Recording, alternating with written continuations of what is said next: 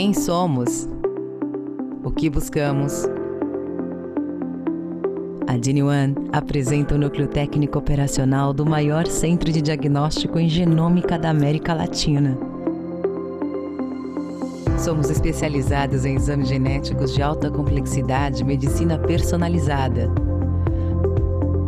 Oferecemos o melhor da medicina diagnóstica para nossos pacientes e contamos com uma equipe de especialistas em genômica, biologia molecular e bioinformática. Temos à nossa disposição o que há de mais inovador para aumentar a efetividade do tratamento e qualidade de vida dos pacientes. Contamos com equipamentos de amplificação e sequenciamento de última geração e metodologia de análise avançada. O nosso compromisso é trazer um diagnóstico de precisão com excelência. Trabalhamos juntos para entregar sempre o melhor resultado, porque aqui, cada paciente é único. Você é a nossa razão de existir.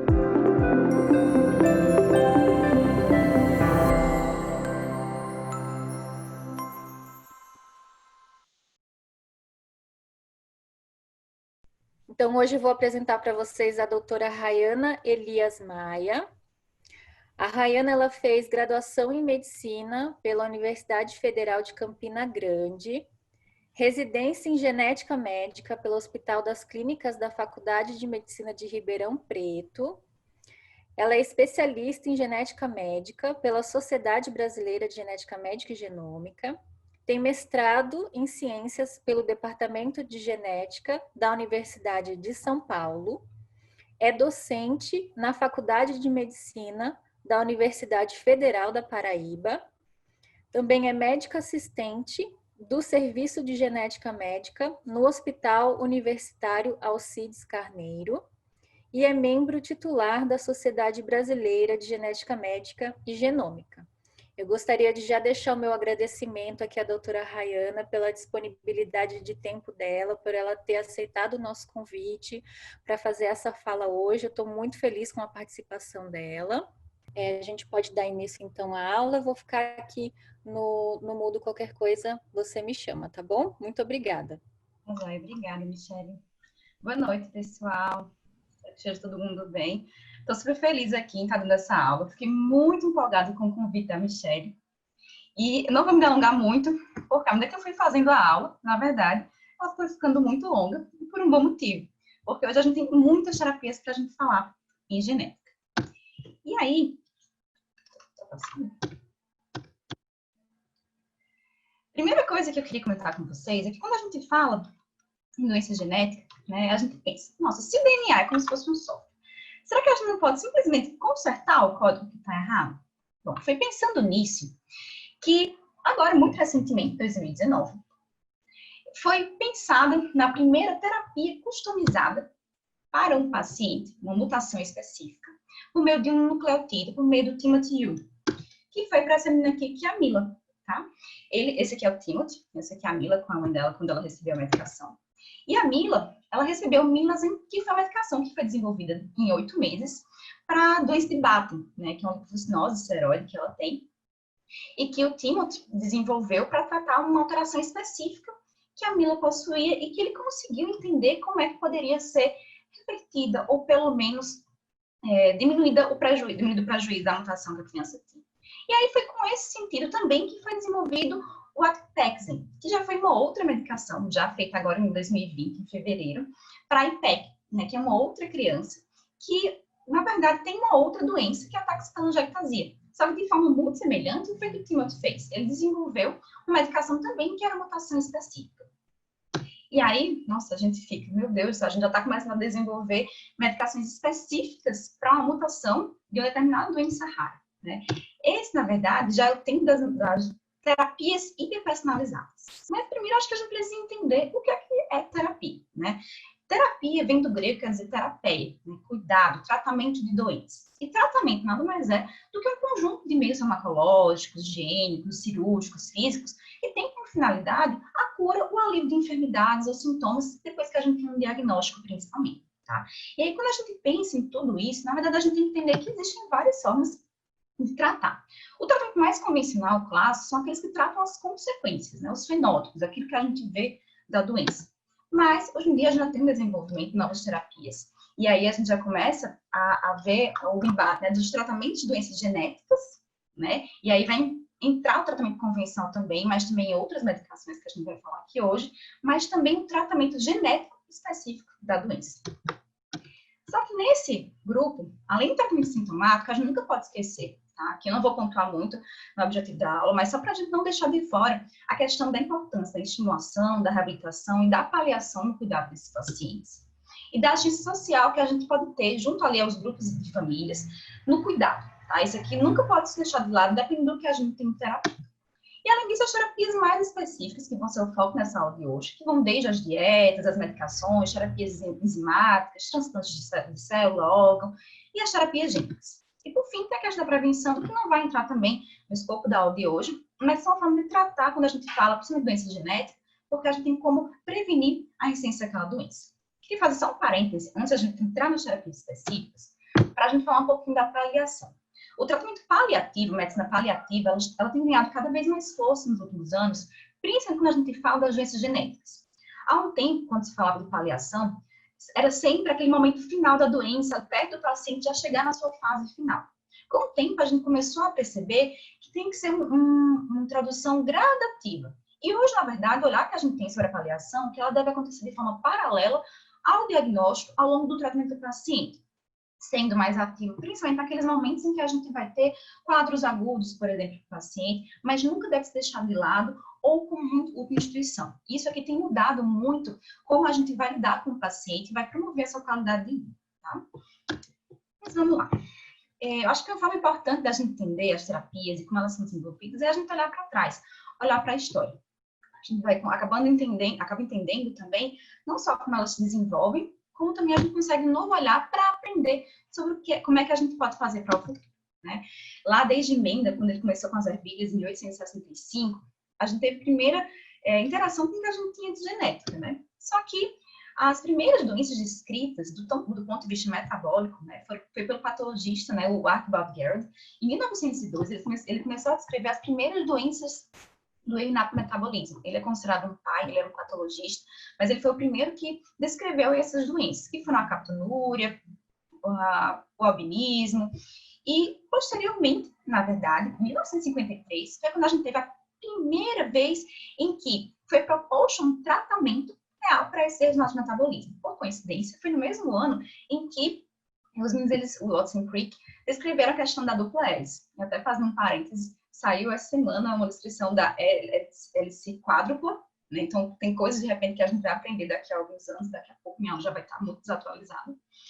Mas só para a gente entender como é que esse processo é contínuo. E aí, nesse momento, ainda não se associava os erros no metabolismo à alteração genética, né? Foi aqui que começou a se entender que se tratava tudo, na verdade, do mesmo grupo de condições.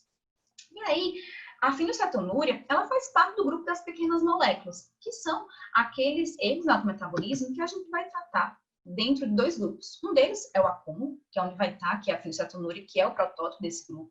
Mas entram aí, além da fenilalanina, outros aminoácidos, ácidos orgânicos, ciclo da ureia, galactosemia, vitaminas, os metais, e são os principais grupos em que a gente vai ter tratamento, tá? Que vai desde dieta, suplementação, reposição de toxinas, transplante de órgãos, por exemplo, quando a gente pode ter natriosemia tipo 1, mas também tem que lembrar dos princípios do tratamento dessas condições. Primeiro é prevenir o catabolismo. São condições em que, por mais que a gente tenha uma substância em excesso, como, por exemplo, a fenilalanina, né, a gente tem sempre que fornecer um aporte adequado de calorias para esse paciente, tá? Porque assim a gente evita também o estresse metabólico. Depois é que a gente vai começar a limitar essa parte das substâncias tóxicas e começar a aumentar esse excesso das toxinas, colocando para fora, como é o caso do ciclo da ureia, aquilo que faz mal para o nosso corpo. E, por fim, a gente também vai tentar aumentar a atividade residual da enzima por meio do uso de cofatores, que são substâncias que vão aumentar a atividade daquela enzima que costuma estar deficiente, tá? Eu não vou conseguir contemplar todo esse metabolismo, mas esses são os princípios que norteiam aí esse tratamento. E aí é muito importante a gente lembrar, porque isso aqui pode fazer diferença quando a gente pega um suspeito de metabolismo, por exemplo, na emergência. Tá? Então, assim, sempre lembrar, se tem um suspeito de metabolismo, nunca vou deixar a criança em jejum, por por exemplo, tá? Tem que manter o aporte calórico até que a gente investigue e comece a eliminar aquilo que pode estar causando algum dano. E o outro grupo são o grupo das doenças, ainda de pequenas moléculas, mas associadas à deficiência da síntese ou transporte. Né? Essa classificação, essa divisão, foi do último artigo que saiu do Sol do Break, em que ele já traz novos elementos assomados ali ao clássico. Então, aqui já entram, por exemplo, os aminoácidos essenciais, não essenciais, outros metais, ácidos graxos, não só do seu transporte, como do seu alongamento, e aqui são grupos de doenças que são menos tratadas, tá? E aí, só para a gente contar um pouquinho da fenilcetonúria e mostrar para vocês como que uma doença que leva ao acúmulo da fenilalanina, ela pode ter vários pontos em que a gente pode atuar, né? Não só com relação à restrição da fenilalanina na dieta, como também com relação ao uso de cofatores. A gente pode, agora a gente já tem uma terapia enzimática, né, para aumentar a atividade da enzima que foi implementada muito recentemente. Então, quando a gente entende como é que acontece o metabolismo, a gente consegue implementar várias medidas, tentando melhorar ainda mais o tratamento desse paciente. A gente sabe que fazer dieta não é fácil, né? Quem já tentou fazer dieta aí para emagrecer alguma vez na vida, a gente sabe que restrição nunca é simples. E aí a tendência, cada vez mais, é que a gente tente ofertar para esse paciente dietas que sejam não só mais palatáveis, como também dietas que sejam mais fáceis deles aderirem. Porque a intenção, na verdade, é que os pacientes façam o tratamento de forma adequada. E aí, um outro grupo que a gente vai ter, né, são grupos de efeitos energéticos, que também são erros no metabolismo. Só que aqui a gente vai ter o metabolismo da energia, né, como o principal, com órgãos como, por exemplo, o coração, o fígado, o cérebro, os músculos, como os mais afetados. Enquanto que nos erros de pequenas moléculas a gente tem um metabolismo mais afetado de forma geral, mas principalmente ali o cérebro, aqui a gente tem esses órgãos que demandam muita energia. E aí aqui também a gente pode ter a dieta como um desses meios da gente tratar. Primeiro a gente vai ter, por exemplo, o grupo dos transportadores transmembrana. E aqui um dos principais são transportadores de glicose, né, que é o GLUT1, por exemplo, no cérebro. A gente também tem outros, como o MCT8, que vai envolver o transporte do hormônio da tireoide, como o T3, e também de outros solutos. E aqui nesse grupo, a gente tem doenças que são parcialmente tratáveis. Nem todas elas conseguem realmente ter algum tratamento, mas às vezes a gente pode ter uma resposta muito boa. Como, por exemplo, quando a gente tem um defeito do glúten, que é a doença viva, a gente pode fazer a dieta cetogênica, né, para controlar as doenças que causam primariamente crises convulsivas. O outro grupo são os efeitos de energia citoplasmática, que aí vai entrar todo o metabolismo da glicólise, o metabolismo do glicogênio, a gliconeogênese, a creatina, e que aqui a gente também vai ter defeitos que são tratáveis de um lado, outros que não são tão tratáveis, como por exemplo as glicogenoses, em que a gente tem como exemplo o amido de milho, ou então em alguns outros a gente pode ter o uso da creatina. E aí para esse grupo também, a gente vai começar um pouco mais para frente, a gente também tenta outras terapias, por quê? O consumo de amido de milho, que é a maisena, a cada 3 horas, quando a gente precisa fazer para esse paciente, é um tratamento que é muito difícil de ser realizado e que ainda assim vai evoluir com outras complicações. Por último, aqui nesse grupo, a gente tem as mitocôndrias, né? A gente sabe que a mitocôndria é uma organela essencial aí na produção de energia. E aí, aqui nesses defeitos, a gente pode ter desde a oxidação aeróbica, como defeitos dos elementos da cadeia respiratória, dos transportadores mitocondriais, defeitos de beta-oxidação dos ácidos graxos, defeitos do ciclo de Krebs. E aqui, alguns poucos são tratáveis, como, por exemplo, os efeitos associados à carnitina, e que a gente pode utilizar algumas dietas que podem ser benéficas, ou, por exemplo, o uso de vitaminas. Mas aqui também prevalece aqueles que ainda não são tratados.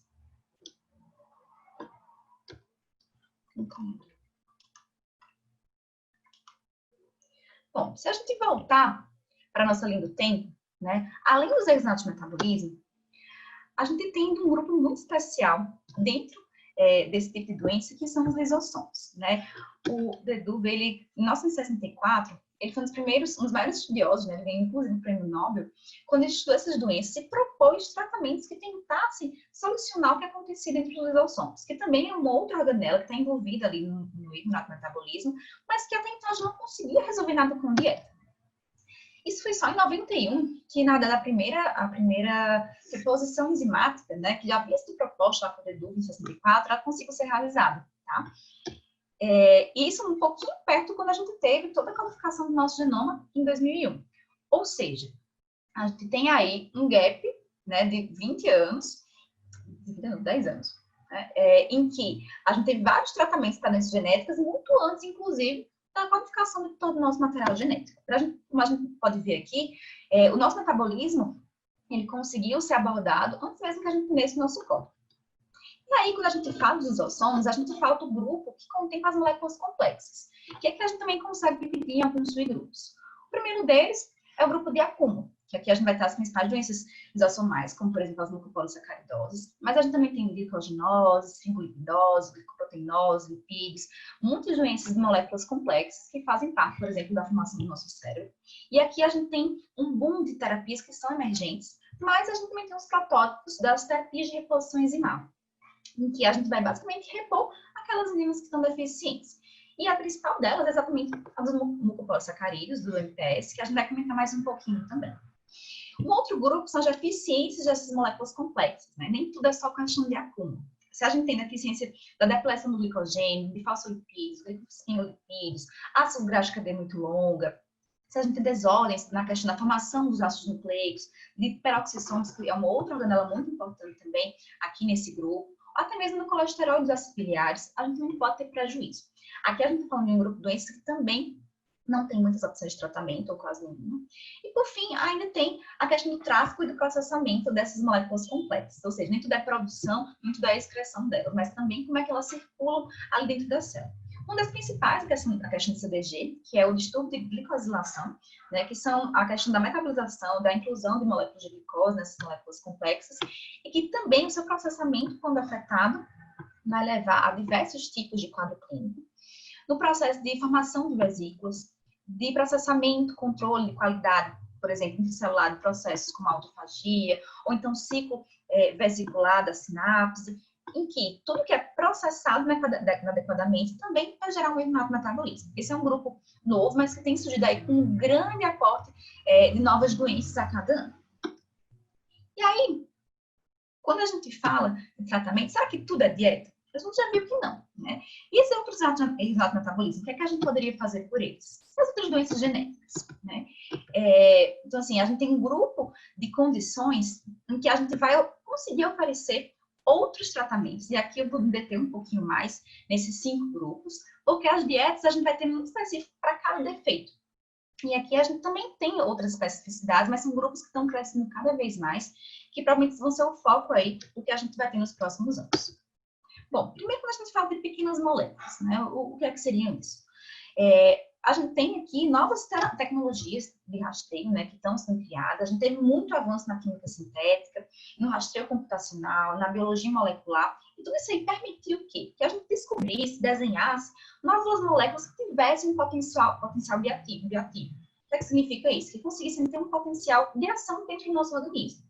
E, além disso, a gente começou a descobrir também novos alvos terapêuticos, à medida que a gente foi entendendo, por meio da biologia, da bioquímica, como é que funcionava o metabolismo das doenças, sejam elas dentro do nosso metabolismo, mas também nos outros grupos de doença molecular, a gente começou a encontrar novas formas de agir dentro da fisiopatologia, né, dessas condições. Além disso, mesmo quando a gente não descobria como é que a gente tratava, a gente também encontrava outras vias associadas das quais a gente podia interferir. Então, assim, quando a gente fala das pequenas moléculas, a gente tem proteínas, né, que vão estar associadas ali a doenças no corpo humano, e, de forma geral, de todas as proteínas do nosso corpo, né, que o nosso corpo produz aqueles 20 mil genes, só cerca de 700 tem algum tratamento ali associado. Então, assim, todas essas 2.300 ainda são potenciais alvos que a gente pode ter de ação para todas essas pequenas moléculas, como eles chamam. Então, assim, uma das principais que a gente vai ter é a fibrose cística. A fibrose cística é uma das doenças genéticas mais comuns que a gente tem, uma doença autossômica recessiva, e que ela vai ter, na sua fisiopatologia, do ponto de vista do tipo de mutação, uma correlação genótipo-fenótipo, que hoje em dia já é muito bem estabelecida e que ajudou muito na introdução e na produção das terapias que a gente tem. Por quê? A gente sabe, por exemplo, que a gente tem defeitos na produção da proteína, defeitos no processamento, defeitos na regulação, na condução, na produção de proteína ou na sua estabilidade. Tudo isso permitia que a gente atuasse na doença de formas diferentes. E aí, a gente tem hoje em dia no mercado já várias opções, como por exemplo o ivacaftor, que é um tipo de potenciador da atividade dessa enzima. A gente tem corretores como lomacaftor, tezacaftor, elexacaftor, que hoje em dia já atuam triplamente com resposta muito boa, né? E o que é que se descobriu, né? A mutação principal para a fibrose cística é a delta F508, né? Inclusive, quando a gente olha aqui nessa prevalência, que é um estudo holandês, mais da metade dos pacientes, eles têm duas mutações que são delta F508. Mais de um quarto deles vai ter pelo menos delta F como uma das mutações. E aí, o que é que eles pensaram? Se a gente consegue tratar o delta F508, a gente trata o quê? Mais de 80%, quase 90% de todos esses pacientes, né? Então, assim, quando começaram a fazer os estudos, começou a se ampliar primeiro, começando com os pacientes que tinham as duas mutações, depois viram que aquela medicação também servia para quem tinha uma mutação só, e hoje em dia, na verdade, quando a gente faz as triagens, no exame in vitro, a gente já conseguiu ampliar de 10 mutações que respondiam àquele tratamento inicial, e hoje em dia a gente já consegue tratar 23 doenças. E aí, quando a gente olha a resposta, existem vários gráficos, mas eu trouxe isso aqui só para vocês terem uma noção. A terapia tripla com Alexa-Carto, Tesa-Carto e Irva-Carto, hoje em dia já consegue reduzir, por exemplo, a concentração do cloro no suor, que é a alteração mais marcante que a gente vai ter na clínica do paciente com fibrose cística. E assim, é uma alteração que não só ela é muito rápida, em 4 semanas o paciente já tem uma melhora, como também ela é duradoura. E aí é que melhora não só a questão das internações de paciente, que costuma ter muita infecção de repetição, como também a quadro de alteração pancreática, são pacientes que não produzem adequadamente as enzimas, não eliminam adequadamente essas enzimas, por meio do prejuízo que a fibrose cística causa, e quando a gente trata, tem uma melhora também praticamente nos níveis da normalidade. Então, assim, a gente tem agora um protótipo, né, de pequenas moléculas que são medicações que conseguem atuar no organismo, revertendo aí esse quadro clínico dos pacientes com esse tipo de doença, por exemplo. Tá? Só que a gente tem também para outras doenças genéticas, como, por exemplo, a distrofia muscular do Duchenne, em que mais ou menos 13% dos pacientes, eles têm mutação do tipo stop codon, tá? Eu sei que vocês já viram aí um pouquinho, não vou me alongar nesses detalhes, mas para a gente entender. O Atalure, ele consegue atuar exatamente nesse tipo de mutação de stop codon. E aí, o que é que ele faz? Aquela proteína que estava ali sendo desenvolvida, que quando encontra a mutação, ela para e acaba produzindo uma proteína truncada ou incompleta. Com o uso do Atalure, a gente consegue pular ali aquele defeito, né? Ele vai evitar que a proteína fique truncada, então não vai produzir uma proteína perfeita, mas ela vai produzir uma proteína mais funcional em relação ao que tinha. E com isso a gente tem um músculo que não tem tanto prejuízo por ter a distrofia do Duchenne. O Atalure já consegue também ser estudado para outras condições que tem também esse tipo de alteração de stop codon. E aí, a gente chega num outro grupo, de volta aí dos elucinados de metabolismo, que são as doenças lisossômicas, em que aqui também, essas pequenas moléculas, elas também conseguem atuar. E aqui uma coisa boa é que, como a doença ela atinge potencialmente todos os tecidos do nosso corpo, afinal a gente lisosoma tudo que é lugar, né?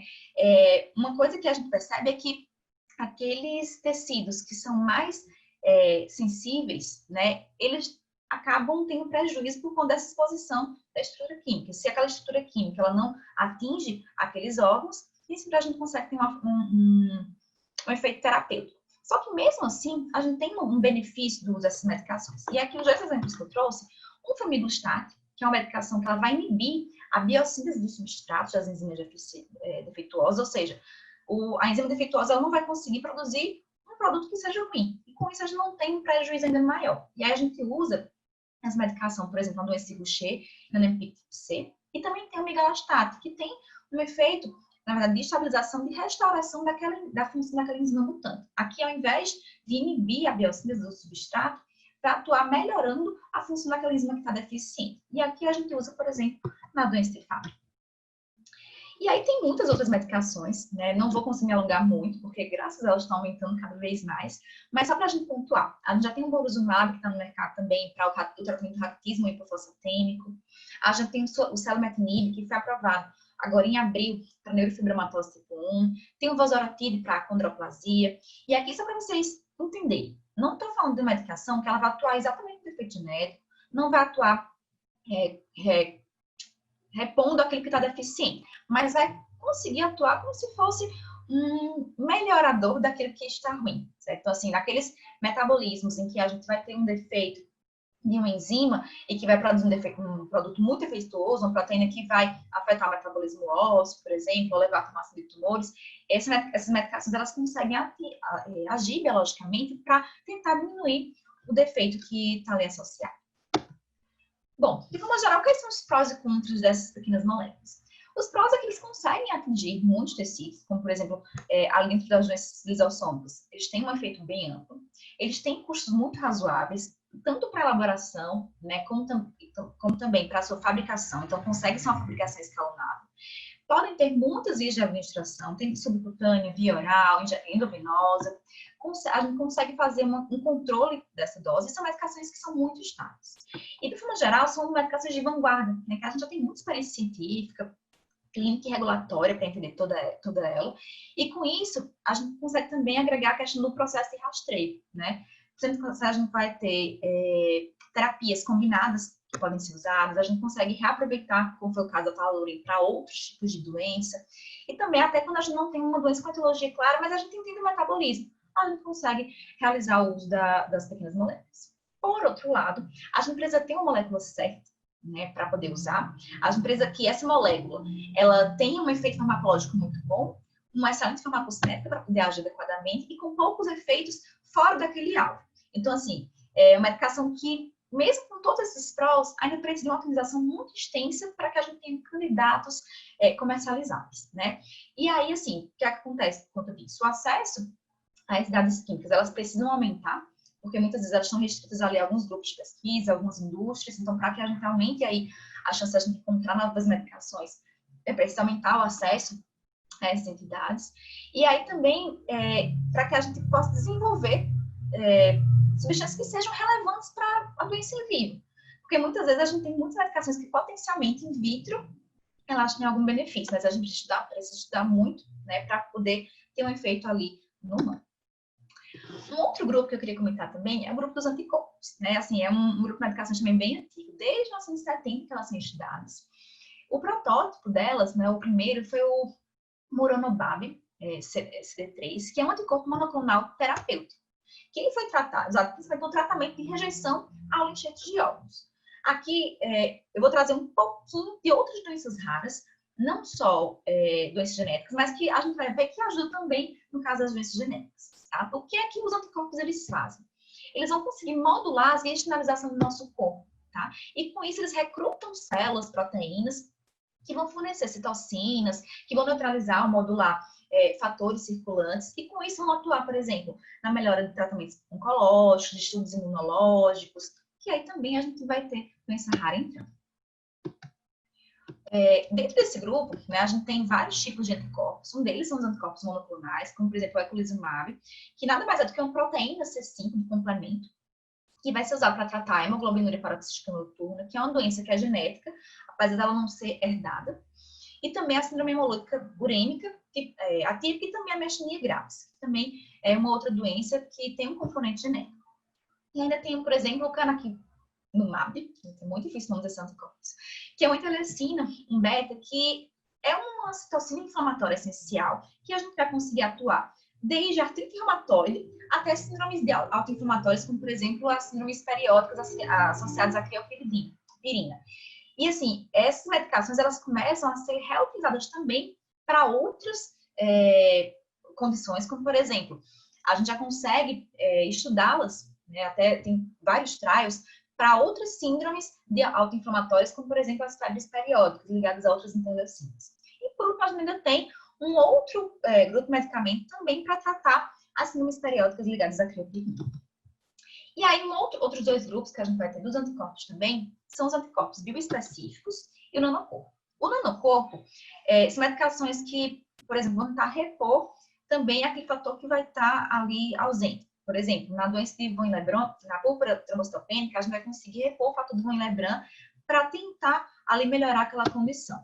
E no caso anticorpo bioespecífico, a gente vai ter o emicizumab, que vai ser o fator, né, de ligação 9 e 10, que a gente vai conseguir usar na hemofilia. E ele vai atuar, na verdade, aproximando as proteínas, iniciando a cascata da coagulação, que é o que vai estar defeituoso aí nessas doenças.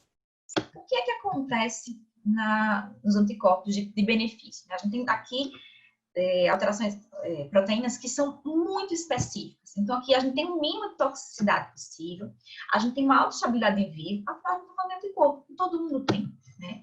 E que tem uma depuração muito rápida. Na verdade, isso aqui é um ponto bom e um ponto ruim, já que a gente vai ter um efeito que é muito rápido, o que nem sempre é bom, né? Mas, por outro lado, a gente consegue modular muito rápido também se a gente tem alguma complicação. E ainda, a gente vai ter um efeito muito melhor desses anticorpos se eles estão confinados a alguma região ou algum órgão, como, por exemplo, hoje, tá? Por outro lado, o que acontece? São medicamentos muito caros de ser desenvolvidos. Eles, quando são aplicados de forma injetável, a gente pode ter muita reação local. O seu tamanho, né, ele acaba limitando a sua penetração, por exemplo, para uso intracelular, como a gente tem algumas doenças. Então, assim, ainda é uma medicação que está sendo desenvolvida, já é muito antiga, mas que ainda tem atuações muito específicas, como, por exemplo, doenças imunológicas e alguns tipos de câncer. Talvez para doença genética, o foco sejam essas outras que a gente vai comentar aí agora. E aí, voltei agora um pouquinho de tempo para a gente falar um pouquinho de terapia de reposição enzimática. Eu estou falando aqui como se fosse na evolução aqui do tamanho das moléculas, tá? E, na verdade, por mais que seja uma terapia que esteja ali sendo proposta desde 1964, né, pelo pai ali das doenças ciliosomais, o que a gente vai ter aqui nessas terapias? A gente vai conseguir usá-las quando a gente tem mutações, né, que levam a perda de função da proteína. E com isso, a gente tem enzimas ou que estão ausentes, ou que estão defeituosas e que não conseguem ser produzidas adequadamente. E com isso, como é que a gente conseguiria resolver? Fornecendo formas naturais ou proteínas recombinantes, produzindo no laboratório, porque aqui a gente teria um alto grau de homologia e minimizaria o efeito adverso. São medicações que a gente consegue fazer, por exemplo, via endovenosa, acabam tendo uma meia-vida maior por conta disso, com uma atividade mais potente, mais resistente ou até mesmo mais direcionada. Lembrar que elas também acabam sendo degradadas, por isso não tem uma duração eterna no nosso corpo. As primeiras que foram desenvolvidas, elas foram desenvolvidas de forma natural, mas não pelo humano, né? E algumas, por exemplo, foram de células de ovário de hamster, né? Mas que passavam por modificações pós-tradicionais para diminuir a quantidade de efeitos adversos, e algumas outras, como, por exemplo, a lucerase alfa, é usada até hoje para a gente, e tem origem ali na cenoura. Tá? Então, assim, foram formas que se conseguiu para ter uma terapia de reposição enzimática, né, por meio de tecnologia recombinante DNA, para produzir aquilo que era deficiente no nosso corpo. E aí, voltando ali para aquela linha do tempo, né, quando a gente lembra do Dedubner de 64, as primeiras que foram produzidas, na verdade, foram placentas. Né? Era a glicocerebrosidase, que é a enzima que é deficiente na doença de Gaucher, que ela era retirada de forma purificada da placenta. Só que a primeira doença, né, não foi a doença lisosomal que foi tratada. Na verdade, foi a deficiência da alfa-1-antitrypsina, né, com o desenvolvimento de uma enzima que era direcionada para o tratamento do enfisema nas formas graves em 87. Mas, aí quando foi em 91, a gente teve oficialmente, né, a primeira enzima lisosomal sendo comercializada, na verdade, de forma recombinante, em 94, ela foi atualizada, assim, mas que hoje em dia, até hoje é utilizada. Eu trouxe aqui, como exemplo de doença, as mucopolissacaridoses, que a gente tem para quase todos os tipos de tratamento, mas aqui a gente tem um panorama de todas as doenças lisosomais, para as quais a gente tem alguma enzima para se repor. Então, a gente tem, por exemplo, a doença de Gaucher, que foi uma dessas primeiras desenvolvidas, mas a gente tem PS tipo 1, 2, 4, 7, que foi agora bem recente, 4A, tem doença de Pompe, doença de Fabry, que além da pequena molécula, a gente também tem a terapia de reposição enzimática, então a gente tem mais de um tratamento, tem leucodistrofia metacromática, que está em desenvolvimento, não é uma medicação não é comercial, mas que já está sendo produzida aí, e até mesmo para medicações como, por exemplo, a MPS tipo 3, que até então a gente não tem nenhum tratamento, já está sendo produzida. Para a MPS tipo 3B, também tem medicamento que já está sendo produzido. Niemann-Pick tipo A e C, para a qual a gente não tem tratamento ainda, a gente viu que teve a pequena molécula para o tipo C, a gente também tem estudo. Aqui nem tudo é terapia de reposição enzimática. A gente começou a aprender que nem sempre esse repondo a gente conseguia resolver. Até porque a gente vai ver que, apesar de ter um efeito muito bom, aqui é um paciente que teve mucopolissacaridose, a gente vê que as contraturas, quando elas melhoram, com a limitação dos movimentos, ela fica menor, a hernia umbilical, a hepatosplenomegalia, ainda assim, a gente ainda tem limitações, né? Nem toda enzima lisossomal, nem toda terapia de reposição é lisossomal, né? Além da deficiência de alfa-1-antripsina, a gente tem para SCID, né, que é uma deficiência combinada grave, quando a gente tem a deficiência da ADA, a gente tem para hipofosfatasia, a gente tem, como eu tinha comentado, também para a fenilcetonúria, que foi bem fresquinho agora, liberada, né? Aqui é um paciente com hipofosfatasia, como a gente vê a melhora do osso quando faz o tratamento. Mas por mais que a gente tenha todas essas enzimas sendo repostas, o que é que vai acontecer, né? A eficácia é alta, né, quando ela é administrada nos tecidos e células certas, né? Quando é precocemente realizado, porque a gente sabe que são doenças que são crônicas e progressivas, que se a gente não faz um diagnóstico muito precoce no seu tratamento, ele pode ser muito tarde. Ainda tem um ótimo registro de segurança, né? A quantidade de efeitos adversos é mínima, e tem muita tecnologia já bem desenvolvida, né?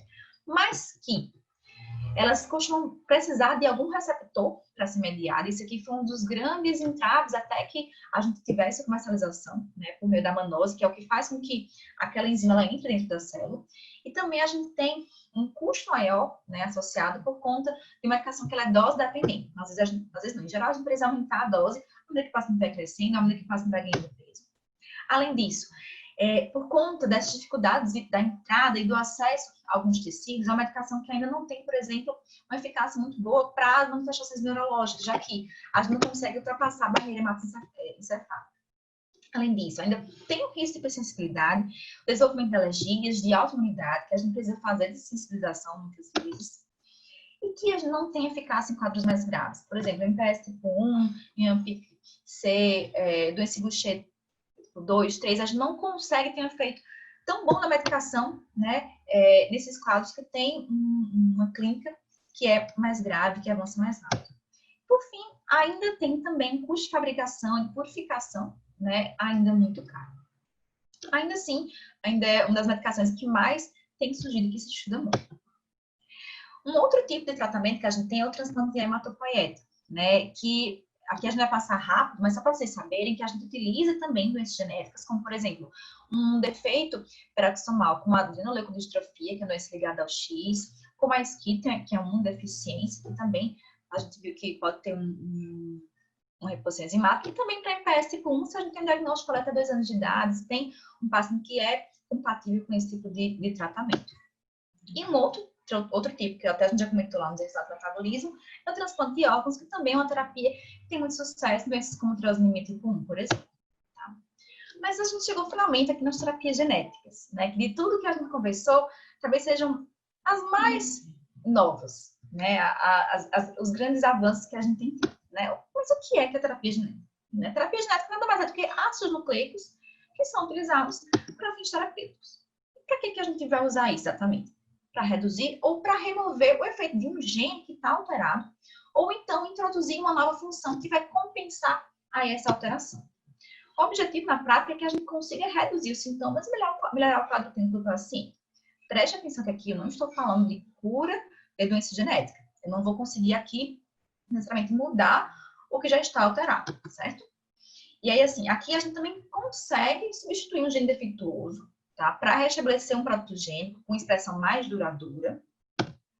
E a gente consegue também reprogramar a célula para que a gente consiga eliminar adequadamente aquelas células de forma mais específica. E aí, o protótipo das terapias genéticas são os oligonucleotídeos, que foram aqueles lá no começo da aula que comentei que o Time2 usou para tratar a Mila e a Abby. Os oligonucleotídeos já não mais são do que fragmentos de ácidos nucleicos, tanto de RNA como de DNA, que são protegidos da degradação de nucleases, porque o nosso DNA está sendo degradado o tempo todo, mas a gente precisa que essas substâncias elas durem para que tenham um efeito terapêutico. E a gente tem 3 tipos. A gente tem os ASOs, que são os anti-oligonucleotídeos, que eles estão desenvolvidos desde 1978, a partir de células de galinha. Né? Eles são compostos por fitas simples de mRNA, de RNA, que vão atuar com RNA ribossoma com complementaridade e que vão ter uma degradação que é seletiva, o que vai levar a uma perda da expressão da proteína que é ali correspondente. Tá? E a gente tem ainda os siRNAs, que também são bem ativos, são RNAs de interferência sintética, né, que vão ser formados diferente dos ASOs por uma cadeia dupla. E aqui, qual que é o problema? É que eles acabam tendo uma entrega que é mais difícil, ou seja, fazer a introdução dentro da célula é mais complicada. normalmente eles precisam de uma conjugação com transportadores. E por último, a gente tem a hibridação, o mecanismo de hibridação com pré-RNA mensageiro, né, que vai atuar, por exemplo, por meio do exon skip, aumentando os níveis de splice alternativo, que é exatamente aquelas quebras que a gente tem dos exons e dos introns para a formação da proteína, mas também conseguem atuar restaurando splicings críticos. E são aqueles splicings em que a gente tem como posso falar? Um efeito mais importante, né? E aqui a gente consegue também restaurar a função do gene, diferente dessas outras que acabam inibindo. Então, como é que funcionam aí esses oligonucleotídeos? Quando o DNA ele vai ser produzido, vai ser convertido para o RNA mensageiro, eles vão produzir proteínas, né, por meio desses RNAs, e o que é que os oligonucleotídeos eles vão fazer? Eles vão se ligar a esses RNAs mensageiros para tentar destruir esse erro. Então, aquele defeito que estaria sendo incorporado, ele não vai conseguir produzir uma proteína defeituosa. E assim, a gente não prejudica o funcionamento da célula. Uma coisa que muita gente pergunta, mas por que eu não estou destruindo uma coisa que teoricamente deveria ser produzida? Quando a gente pensa nos defeitos genéticos, as proteínas, por mais importantes que elas sejam, elas precisam não só ser funcionais, como também não atrapalhar o metabolismo da célula. Muitas vezes é melhor que o corpo deixe de produzir aquele montante de proteína do que a gente produza proteínas que sejam defeituosas. Como, por exemplo, a gente tem um desnose de metabolismo de lisossomase que vai se acumulando dentro da célula e prejudica todo o lisossoma, todo o funcionamento celular. Né? Então, muitas vezes é melhor que a gente não tenha ou tenha uma quantidade reduzida do que a gente tenha esse excesso. E aí é exatamente aqui que o oligonucleotídeo ele consegue atuar, antes da proteína se formar. Existem vários tipos, a gente não vai conseguir falar de todos eles, tá? Mas a ideia é que, em várias formas, eles conseguem atuar nas células, nesses efeitos. E a gente tem vários tipos de doenças que conseguem ser tratadas, né? Ao longo da história, isso aqui eu quis trazer porque a gente acaba aprendendo muito, né, de novo, com o que já foi feito. Né? A primeira medicação, ela foi usada para a gente tratar retinite por CMV, né? Que é um citomegalovírus. E a gente usava nos pacientes que tinham algum imunocomprometimento, que depois, na verdade, foi passado do Formycin, que era feito intraocular, hoje em dia começou a se usar os próprios antirretrovirais, mas foi o começo, né? Em 2012, a gente teve uma outra primeira medicação também para doença genética, que foi a hipercolesterolemia familiar, em que foi o Mipomezin, que foi uma medicação feita subcutânea, e dali para frente a gente começou a aprender ainda mais. Depois veio os primeiros tratamentos para ametrofia espinhal, como o Nusinersen, né, que é uma medicação que é feita intratecal, que vai aumentar a inclusão de um exon que está deficiente. No caso do SMN2, a gente vai ter uma proteína ativa em relação ao SMN1, que é uma proteína que está deficiente. Depois a gente também teve, nessa época, a distrofia do Duchenne. Agora, não só uma pequena molécula que a gente já tinha para um tipo de mutação, agora a gente tem o eterplicin, que é feito endovenoso para hibridar, né, o exon 51, quando a gente tem uma alteração. Então, assim, a gente tem defeitos no exon 51 que ele vai conseguir corrigir. Mais recentemente, agora em 2018, a gente teve 2 terapias que foram aprovadas para amiloidose transretina hereditária, que as duas elas conseguem degradar, as duas são oligonucleotídeos, tá? Degradar o RNA mensageiro, diminuir os depósitos que se acumulam da amiloidose. Ano passado, a gente teve o Milasen, que é a medicação que eu comentei, que aí a gente teve para hipoficinose tipo 7, não passa em si só, mas que já é um futuro que se abrilhanta, né? E agora, em 2020, a gente tem em desenvolvimento para sair para a doença de Huntington, que é o Tominersen, que é feito intratecal, e tem para outras medicações, para outras doenças, como, por exemplo, melanoma, distrofia miotônica, e a lista aí só aumenta, eu vou falar um pouquinho para vocês.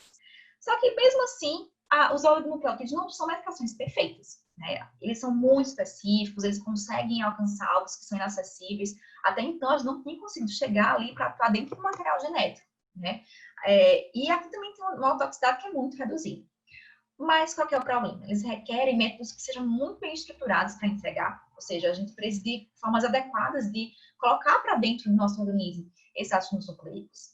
Eles não conseguem atravessar de forma tão simples ainda a barreira hematocefálica e eles requerem a aplicação invasiva. Então, não é simplesmente a gente dar algum comprimido para o paciente, como a gente tem. Em geral, a gente precisa, para poder ter um efeito neurológico, por exemplo, colocar intratecal nesses pacientes. E aí, vou voltar, eu juro, é a última linha do tempo que eu trago. para a gente ver um pouquinho ainda sobre como é que as terapias gênicas elas atuarem ao longo do tempo. A gente viu que já saíram várias, mas nem sempre foi tão fácil, né? A primeira ideia de terapia gênica, né, a gente viu que a dupla hélice ela foi descrita ali em 53, depois ela começou a se associar a doenças genéticas, passam 40 anos a doença depois de Mendel. E aí, quando foi aqui, em 72, na Science, foi pensado na terapia para as doenças genéticas, né? Começaram a pensar aquela história do DNA, será que eu não posso corrigir esse defeito? Só que de lá para cá, olha só o que aconteceu.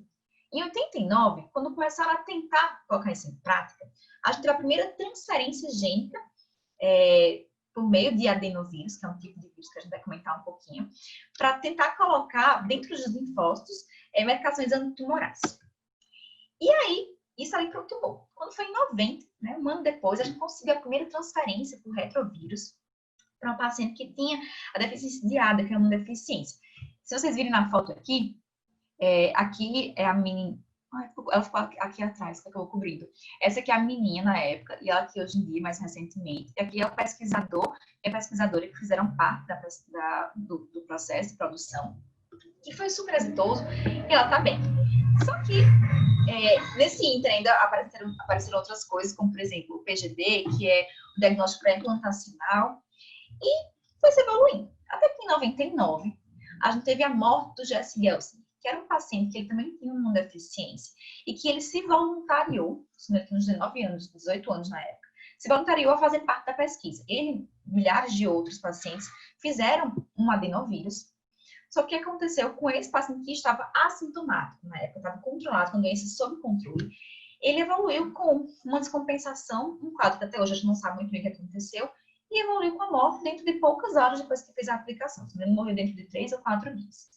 E aí, isso aqui levou a uma fase de introspecção e reconsideração sobre toda a terapia genética. Né? Foi aquele pé de freio que acabou precisando ter depois da morte de um paciente. Até então estava indo tudo muito bem, tudo avançando, mas até que alguém morreu por conta disso.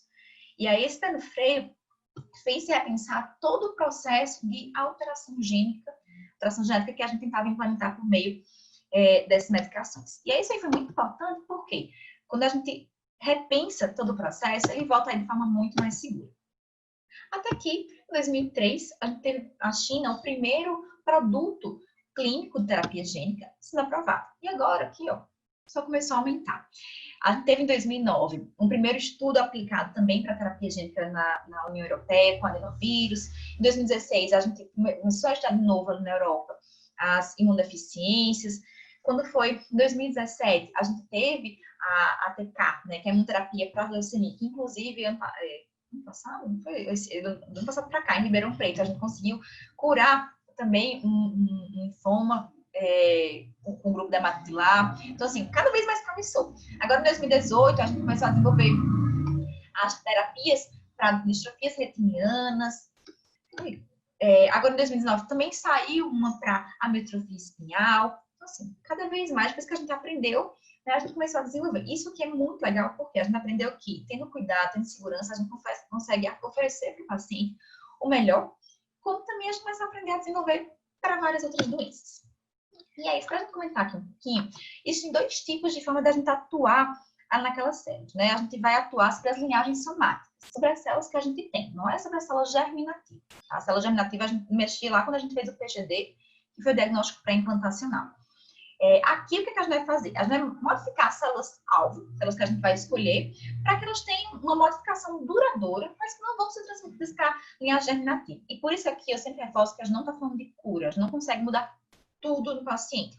E a gente nunca pode deixar de acompanhar, porque ele tem risco de passar para os filhos.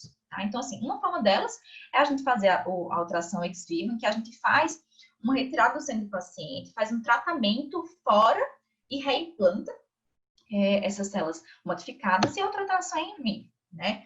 Quando a gente faz a ex vivo, a gente chama terapia celular ou terapia tecidual. Nela, a gente vai repor essas células-tronco que foram retiradas para um fim específico. Então, assim, pode ser retina, pode ser as células T do antígeno receptor, por exemplo, para um linfoma, para uma leucemia. E aqui vai estar trabalhando principalmente também com a medicina regenerativa, e isso tem sido muito estudado. E também junto com o transplante de células-troncos hematopoéticas. Uma dúvida que sempre surge. Eu preciso guardar o cordão umbilical do meu filho? Bom, ainda tem muito pouca terapia que vai ter sucesso por meio desse cordão umbilical. Hoje em dia, a Sociedade Brasileira de Hematologia não recomenda. Ainda são coisas que estão em estudo, e aqui a gente fala de uma outra linhagem de células que a gente vai reprogramar. Mas, falando daquelas que são in vivo, a gente tem aquele grupo que é não biológico, que a gente vai atuar por meio da transfecção, e os biológicos por meio da transjunção. Na transfecção, a gente vai usar métodos físicos, químicos, para colocar essa medicação para dentro, como, por exemplo, os lisossomos, que são moléculas que vão ter dentro ali o material que vai ser utilizado. Só que qual é o problema? Aqui a gente tem uma baixa eficiência, a gente precisa de muitas aplicações, ele não consegue se manter muito íntegro, tá? Diferente da transjunção, em que a gente vai usar os vírus, né, o adenovírus, o retrovírus, para colocar para dentro da célula. Aqui um ponto bom é que são medicações que são muito eficientes, porque o vírus ele tem tropismo pela célula, né? Então a gente consegue ter uma boa eficácia nesse sentido. E eles têm dois tipos, que são aqueles integrativos e os não integrativos, em que a gente vai conseguir modificar lá o código genético, integrando esse material que está sendo trazido para dentro, ou só colocando para dentro da célula, sem alterar o nosso DNA de forma direta. E aí aqui, um detalhe que a gente vai ter é que cada um desses vírus, eles vão ter uma imunogenicidade muito variável. E foi isso aqui dos principais aprendizados que a gente teve com a mortogelse. É que a gente precisa ter cuidado com o que a gente está colocando para dentro. Tá? Dentro desses vetores virais, cada um tem características, né? Com diferentes tipos de tropismo, com diferentes tipos de imunogenicidade, em que a gente vai ter dois grupos principais, os retrovírus, os lentivírus e os adenovírus, em que a gente vai ter aqueles grupos que vão atuar ex vivo, né? E tem um grupo do adenovírus recombinante, que a gente vai ter uma atuação em vivo e que hoje em dia a gente já sabe que tem uma imunogenicidade muito baixa, que geralmente não é patogênico, que tem um amplo uso possível, exceto as células hematopoéticas, e que a gente tem uma grande capacidade de processar eles, né, com uma alta transdução. Então, ele consegue atuar bem dentro da célula. Eu não vou me alongar muito aqui, porque eu sei que meu tempo já está quase estourado, mas eu já estou concluindo, tá?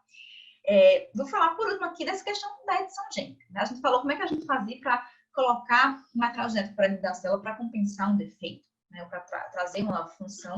Mas como é que a gente faz para mudar mesmo o DNA?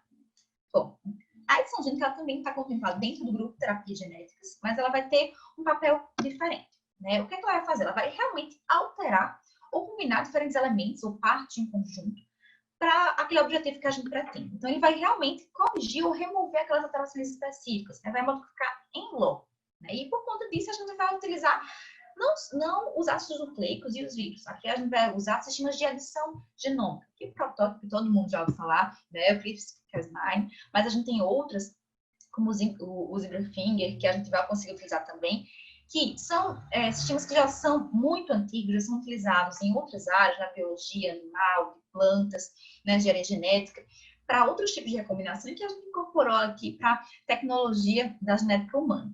Só que ainda não existe nenhum tratamento aprovado com edição de gene. Então, eu vou falar isso antes de a gente começar a falar dos estudos, porque isso aqui ainda está presente ser estudado, porque a gente não tem total controle do que acontece. A gente sabe que existem zonas que são muito específicas, que vão atuar exatamente naquele ponto que a gente quer. Mas a gente não sabe se, colocando para dentro de um organismo tão complexo como o nosso, se a gente não pode, de repente, ter um efeito em outras partes do nosso corpo. Será que a gente não pode, de repente, atuar dentro de outros genes e predispor a um câncer, por exemplo? Então, assim, cada vez mais têm sido desenvolvidos protótipos de pipeline, de softwares, para avaliar como é que vai ser o funcionamento disso dentro do nosso corpo, mas eu acredito que está bem próximo, né? Inclusive, eu trouxe aqui um artigo que saiu enquanto eu estava produzindo aqui essa aula, que é exatamente utilizando o CRISPR para tratar doenças mitocondriais. E, nossa, foi uma super novidade dentro do mundo das doenças mitocondriais, porque às vezes a gente não tem tanto tratamento. Então, a gente está bem otimista nesse sentido. E aí, por fim, comentar um pouquinho só sobre a medicina personalizada. Mas, Rayana, você não falou nada personalizado até agora, falou de terapia gênica, terapia genética, edição. Sim, falei, mas agora a gente vai falar de terapias que são específicas para aquela mutação do paciente. Comentei já dos oligonucleotídeos, que também eram personalizados, mas aqui a gente está falando de outros tipos de mutação, né? Aqui a gente tem, por exemplo, um boom de doenças para as quais a gente tem estudado, né, alguma terapia, seja adição gênica com o CRISPR, sejam oligonucleotídeos, sejam algumas terapias de reposição enzimática. Não vou falar de todas, a gente tem doenças, tudo que vocês imaginarem de do nosso organismo. Todos os sistemas, a gente tem doença oftalmológica, doença hematológica, Alzheimer está aqui também. A gente tem outros doenças aplássicas, a gente inclusive já tem tratamento com as mucopolissacaridoses, agora a gente está investindo nos oligonucleotídeos. Mas, a gente olha de forma geral, a maior estudada ainda é o câncer. E aí, por que isso é muito importante? Porque o câncer é uma doença que é uma doença genética por essência, né? É formado por um acúmulo de mutações, e que a gente precisa de um tratamento muito específico para a gente ter sucesso. A gente sabe que é muito difícil a gente tratar um câncer sem atingir as células que são benignas. E aí, quando a gente atinge diretamente a mutação que aquele tumor carrega, a gente consegue ser mais específico e diminuir o efeito adverso. Então, a gente já tem mutações hoje em dia que vão ser mais sensíveis aí a diversas medicações. Também não vou entrar em cada uma delas, porque graças a Deus já são muitas. Mas eu queria destacar aquelas que a gente tem síndrome de predisposição ao câncer, em que não só o paciente já tem um alto risco de desenvolver o câncer por conta da mutação, como é o caso do BRCA1, BRCA2, quem não lembra da Angelina Jolie, mas também ele vai ter uma maior chance de vários tumores para tratar. E agora a gente tem o Olaparib, que é um inibidor que ele vai atuar no metabolismo da via que o BRCA1 atuava, e aqui a gente tem uma medicação que é muito específica para aquele paciente, com alta taxa de sucesso e com menos efeito adverso também. Além disso, a gente tem também, dentro desse grupo de terapias personalizadas, terapias que vão atuar, por exemplo, para genes específicos. E aqui eu destaquei aquelas epilepsias de difícil controle, tá? Tem várias que a gente já consegue atuar de acordo com a mutação. A gente indica medicações que são mais específicas e a gente acaba sendo muito mais preciso. Mas a gente tem que lembrar também da farmacogenética, que hoje em dia ela já consegue promover a prevenção de vários processos alérgicos em várias condições e assim otimiza o tratamento. Uma coisa engraçada da epilepsia é que a gente já consegue, inclusive, pensar em fazer a avaliação mais adequada do paciente, inclusive na avaliação pré-cirúrgica. A gente tem muito trabalho que mostra que quando a gente avalia, antes de realizar um procedimento dentro do cérebro, né, para diminuir a crise convulsiva, se a gente faz um estudo, a gente consegue indicar muito melhor o tratamento, se não é cirúrgico ou não. E aí até trouxe aqui do Congresso de Neurologia Europeu que teve esse ano, essa imagem para mostrar que em 1929, como é que era avaliada aqui a epilepsia, por meio do eletroencefalograma. E hoje em dia, a gente consegue ver por meio do eletroencefalograma, que é como a gente vê o sequenciamento genético. Né? Então, assim, as medicações elas estão só aumentando, só que a quantidade de medicações elas não estão acompanhando a quantidade dos estudos. A gente vê aqui a quantidade de publicações que saem a cada ano, que aumentou muito, principalmente a gente vai até ver aqui um marco, depois que a gente teve, né, o boom ali nos anos 90, mas ainda a quantidade de medicações que saem não consegue acompanhar. Isso acontece por quê? Primeiro porque é difícil, é caro, é dispendioso, né, requer tempo e uma coisa principal, a gente fala de doenças raras. Para poder a gente validar essas medicações em vivo, a gente precisa dos pacientes, diferente de outros grupos de doenças crônicas, que a gente tem uns montes aí no mundo, diabetes, pressão alta. Aqui a gente precisa do paciente para poder comprovar a sua eficácia. E isso aqui demanda tempo, demanda estudo, para a gente acompanhar também. Mas eu sou otimista, eu acho que os horizontes aí estão para ser ampliados cada vez mais. Eu tenho certeza que daqui a pouco menos de um ano, quem assistir essa aula já vai estar vendo que ela está desatualizada. Eu espero que a gente tenha cada vez mais tratamento para oferecer para os nossos pacientes. Fiquei muito empolgada fazendo essa aula, porque comecei a ver como que é promissor as terapias. Para quem trabalha com doença genética, a gente sabe que o primeiro passo para ter a cura é a gente saber qual que é a doença. Então, a gente não pode deixar de lado o diagnóstico. Então, isso ele continua sendo fundamental. E sempre lembrando que qualquer tecnologia avançada é um nível de imagem. Até agora eu não falei de cura e doença genética, mas a gente já tem muito mais respostas para trazer para os nossos pacientes. Né? É tempo para ação, é tempo para prevenção e para reparar tudo isso aí que a gente tem. E eu acho que é isso.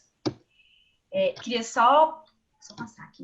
Queria só comentar um pouquinho e fazer um convite para o EGENE, lembrar aqui do Gene One, que é um evento que a gente tem voltado principalmente para os alunos que têm interesse em genética e também para jovens residentes, jovens geneticistas, que vai acontecer de 1º de agosto, daqui a pouquinho, e que a gente convida todo mundo, a gente nem vai falar lá um pouquinho também de terapia gênica com um dos coordenadores, né, da pesquisa que a gente está tendo aqui no Brasil, e eu acho que vai ser muito legal para complementar toda essa conversa que eu tive aqui, que foi só uma amostra grátis de tudo que a gente tem.